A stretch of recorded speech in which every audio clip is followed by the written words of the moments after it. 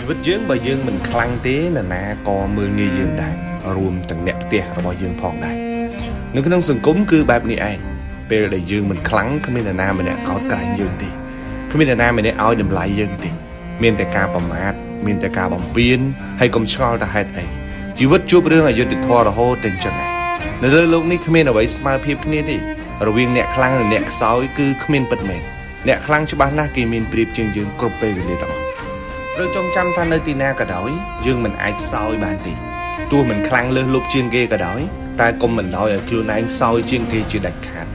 វ័យពេញរៀនគឺត្រូវតែរៀនឲ្យមានចំណេះវ័យពេញរកលុយគឺត្រូវតែរកលុយឲ្យបានច្រើនវ័យពេញកម្លាំងត្រូវកសាងសមត្ថភាពឲ្យខ្លាំងបំផុតរឿងកសាងខ្លួននេះមួយអត់មាននរណាមកធ្វើជំនួសយើងទេ